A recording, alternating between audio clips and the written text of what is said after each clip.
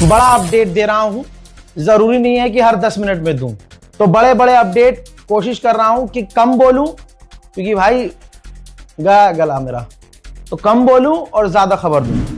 सीधी तस्वीर आपके सामने देखिए। स्पेशल मरीन फोर्सेस, जिसका जिक्र मैं 3 दिन पहले कर रहा था कि डोनाल्ड ट्रंप जो बात करने का ड्रामा कर रहा है, एक बार तो धोखा दे चुका है, ये दोबारा धोखा दे सकता है। लीजिए, जो हजारों मरीन, स्पेशल मरीन फौज भेजी इसने, वो अब ईरान के करीब पहुंच गई है।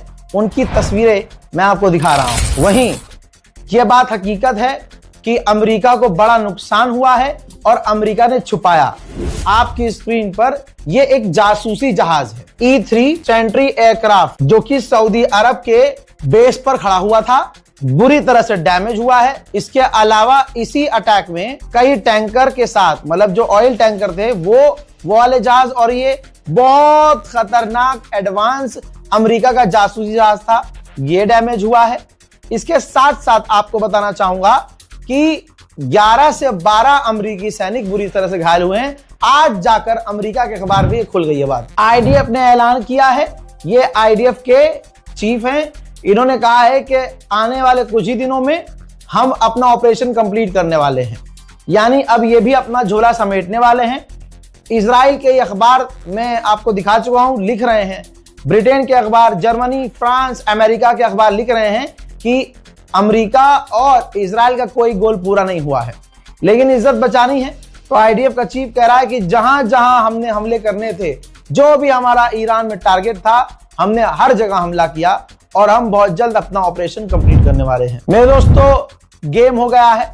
मैंने बताया था कि कुर्दिस्तान के राष्ट्रपति के घर पर ईरान के समर्थक लड़ाकों ने हमला किया।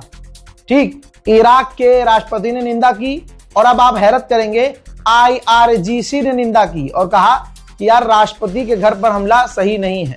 एक्सपर्ट के मुताबिक जिन ग्रुप ने कुर्दिस्तान के राष्ट्रपति के घर पर हमला किया, वो ईरान समर्थक ही ग्रुप है। भाई, अमेरिका के न्यूज आर्टिकल क्या लिख रहे हैं देखिए। अमेरिका के अखबार लिख रहे हैं कि डोनाल्ड ट्रंप को उसके अपने ही लोग जो आसपास के हैं धोखा दे रहे हैं। वो उन्हें अपडेट दे ही नहीं रहे ऐसे कि उनका नुकसान हो रहा है, बल्कि वो उनको ऐसे दिखा रहे हैं कि हम जीत रहे हैं। और वही अपनी फर्जी जीत में 4 चांद लगाकर जब बाहर मीडिया के सामने बोलता है ट्रंप, तो उसकी बातें जमीनी हकीकत से काफी दूर होती हैं। बड़ी खबर यह भी है कि ईरान और ग्रीस के विदेश मंत्री ने पहली बार इस कॉन्फ्लिक्ट में फोन पर बात की है। दोस्तों, सबसे पहले रजाग्राफी आपको दिखा रहा है, देख लीजिए।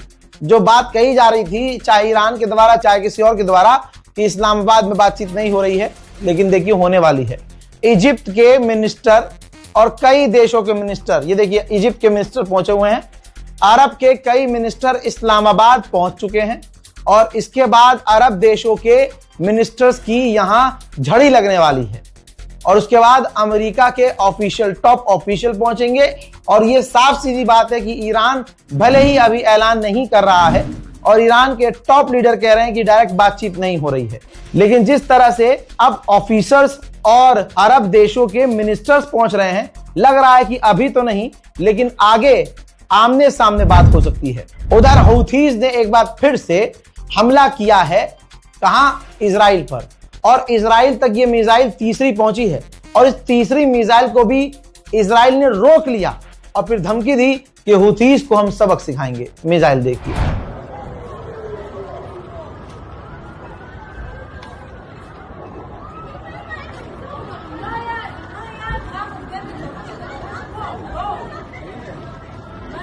दोस्तों, इजराइल का बयान जो हमने 24 घंटे पहले दिखाया था, अब ईरान के जो पार्लियामेंट स्पीकर हैं, उन्होंने वही बात दोहराई है।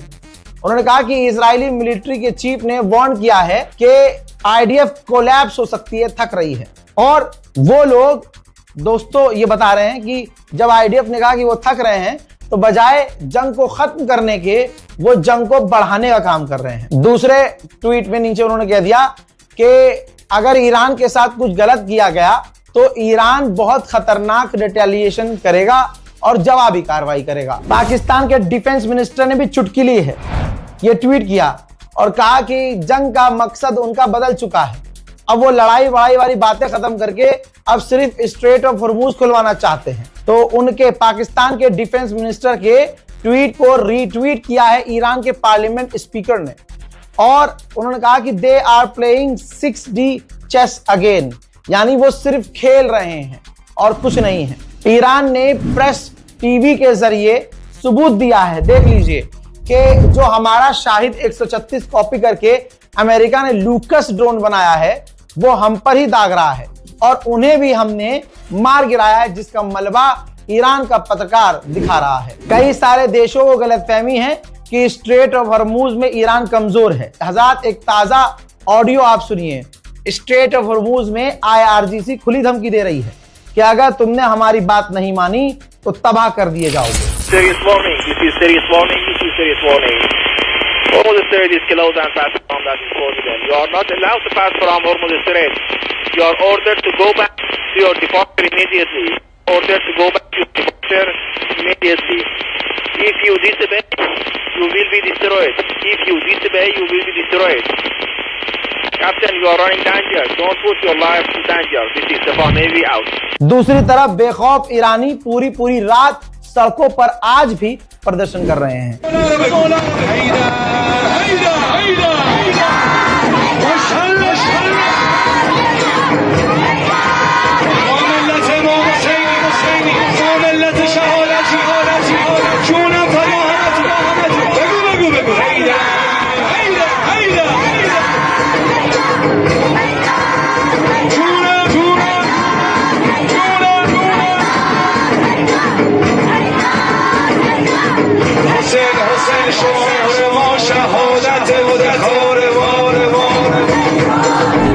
हज़रात, तुर्की के इंटेलिजेंस चीफ ने बड़ी बात कह दी है। पूरी दुनिया के मीडिया के सामने कॉन्फ्रेंस में उन्होंने बोल दिया कि सारी दुनिया जानती है कि ये जंग किसने शुरू की। ये जंग ईरान ने शुरू नहीं की। इजराइल पूरे इलाके में तबाही मचाना चाहता है और तबाही मचाकर कब्जा करना चाहता है। हाँ, ये गलत है कि गल्फ देशों पर ईरान हमला कर रहा है, हम उसको सपोर्ट नहीं करते, लेकिन ये देखना चाहिए कि ये जंग शुरू किसने की है। इजराइल पूरे इलाके पर तबाही मचाकर कब्जा करने की नियत रखता है, और जब भी बातचीत करने की ईरान से कोशिश की जाती है, सीजफायर की बात चलती है, तो इजराइल उस बातचीत को बिगाड़ने की कोशिश करता है। इसी जगह तुर्की के विदेश मंत्री ने कहा कि नेतन्याहू ने अपना सिर्फ करियर बचाने के लिए एक बड़ी सी जंग छेड़ दी। Once again, our region is the epicenter. The unlawful strikes against Iran pushed the region to the brink of a wider war, triggered by relentless Israeli escalation. We reject any scenario that drags regional states into a devastating conflict. Pakistani official ने बिल्कुल अलग बयान दिया। Pakistani official ने कहा कि Saudi अरब से जो डिफेंस डील की है हमने, वो हमारे लिए कोई फायदेमंद नहीं है। भाई, सऊदी अरब ने कहा था कि आप हमसे डिफेंस डील कीजिए, हमारी सुरक्षा कीजिए, हम आपके मुल्क में पैसा इन्वेस्ट करेंगे। अभी तक शुरू से अब तक सऊदी की तरफ से कोई भी इन्वेस्टमेंट नहीं हुई है। हमारा मकसद था सुरक्षा देना और पैसा हासिल करना। जब पैसा ही हमें नहीं मिल रहा है तो ये डील कहां से कामयाब है। हजरात, भारतीय पूर्व जासूसी एजेंसी के चीफ ने कहा है, रूस के अखबार में बड़ा छपा है, ये अंधभक्तों के मुंह पर जोरदार गोबर है। भारतीय स्पाई चीफ, पूर्व चीफ ने कहा है कि अमेरिका कभी भी ईरान में फौज नहीं उतार सकता है। ये सारा खेल दिमाग का है और प्रेशर का है, और ईरान हर तरह से तैयार है। ईरान किसी भी तरह से नहीं झुकेगा। हजरात, इजराइल की कंडीशन इतनी खराब है कि इजराइल का मीडिया क्या लिख रहा है, खुलासा बड़ा बुरा खतरनाक हुआ है। इजराइल के पास डिफेंस रॉकेट इतने खत्म हो चुके हैं, इतने कम पड़ रहे हैं कि अब वो उन एडवांस रॉकेटों को बचा रहा है। जो रॉकेट हैं, उन रॉकेटों से ईरान की मिसाइल नहीं रोक पा रहा है, लेकिन जो उसके पास अच्छी इंटरसेप्टर मिसाइल हैं, उनको वो आगे आने वाले बुरे समय के लिए बचा रहा है। समझ रहे हो, इतनी कमी हो रही है इजराइल को डिफेंस इंटरसेप्टर की। अब समझ में आ गया होगा कि ईरान की मिसाइलें दनादन तेल अवीव में क्यों गिर रही है। लगे हाथ एक और तस्वीर देखिए, एक बार फिर से ईरान ने मिसाइल दागी और तेल अवीव में गिरी।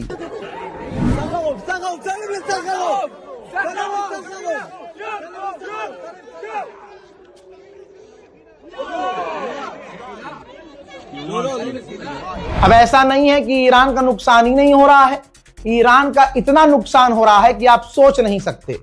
ईरान के ऊपर खतरनाक इजराइल ने बमबारी की, पहले बमबारी देखिए और उसके बाद तबाही देखिए।